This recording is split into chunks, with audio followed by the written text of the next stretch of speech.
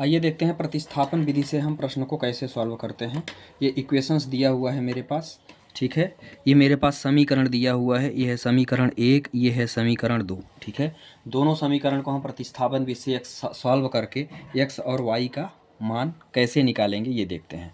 तो इसके लिए हम जिस इक्वेशन से, सबसे पहले तो प्रतिस्थापन विधि में हम सॉल्यूशन कैसे करते हैं, तो जिस समीकरण को हम पहले ले करके x और y का मान निकालेंगे, उस समय मान न रख के हम दूसरे समीकरण में मान रखते हैं। कैसे, आइए देखते हैं।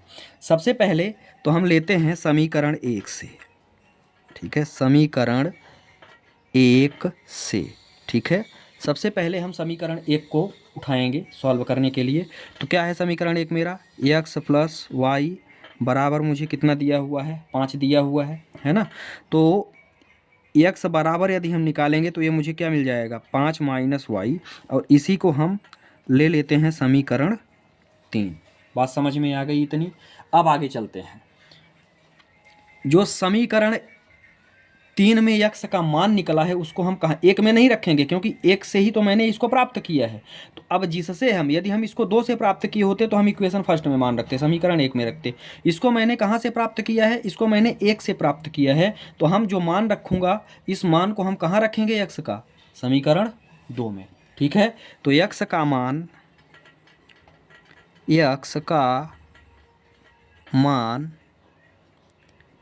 समीकरण 2 में रखने पर, ठीक है, क्या करेंगे, जो x का मान हमने निकाला है उसको हम कहाँ रखेंगे, समीकरण 2 में। समीकरण 2 आप लिख लो, 2x minus 3y equal to कितना दिया हुआ है, 4, ठीक है। तो 2x मतलब x का मान आपने क्या निकाला, तो x की जगह पे आप रखेंगे तो 5 minus Y, 5 minus Y minus 3y, और बराबर में कितना दिया हुआ है, 4 दिया हुआ है। अब हम इसको थोड़ा सा सॉल्व करेंगे। ये दिया हुआ है 10 माइनस 2y माइनस 3y, और यहाँ पे मुझे क्या मिल गया, 4 मिल गया, ठीक है।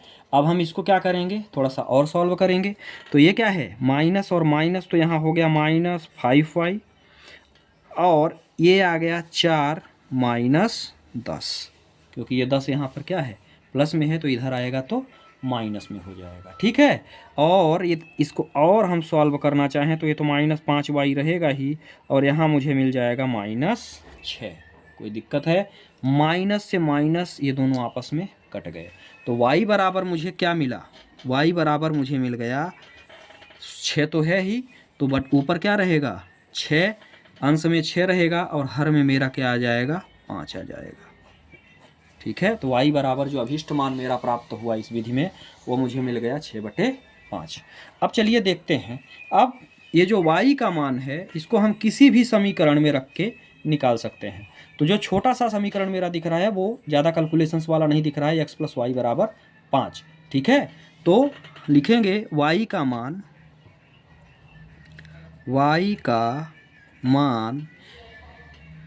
समीकरण 1 में रखने पर, ठीक है। y का जो मान है उसको हम कहाँ रख देंगे, समीकरण 1 में रख देंगे, ठीक है।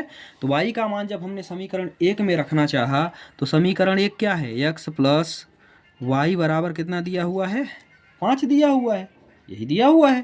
तो y का मान हमको रखना है ना। तो x प्लस वाई का मान हमने क्या प्राप्त किया, 6/5, और ये बराबर में क्या है, 5।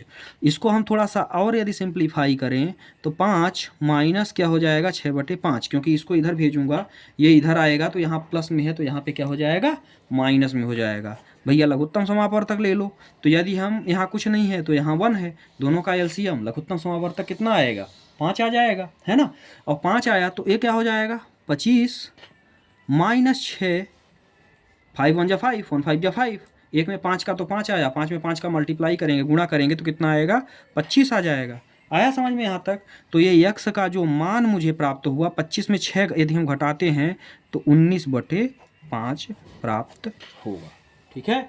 तो जो प्रतिस्थापन विधि होती है ना, उसको हम कैसे सॉल्व करते हैं, सबसे पहले तो कोई इक्वेशन या तो एक लें या दो लें, कोई भी आप उठा सकते हैं, वहाँ से x और y का मान निकालते हैं। बस आपको ध्यान इतना रखना है कि जिस समीकरण से हम इक्वेशन थर्ड प्राप्त करेंगे उसमें मान न रख के हमको दूसरे इक्वेशंस में, दूसरे समीकरण में मान को रखना है। बात समझ में आ गई। फिर इसके बाद वही प्रोसेस हमको x या y का जो भी मान आप यहाँ प्राप्त किए रहेंगे उसको इक्वेशन फर्स्ट या सेकंड में, समीकरण 1 या 2 में रखेंगे और इसके बाद हम वहाँ से x या y का मान प्राप्त कर सकते हैं। बात समझ में आ गई।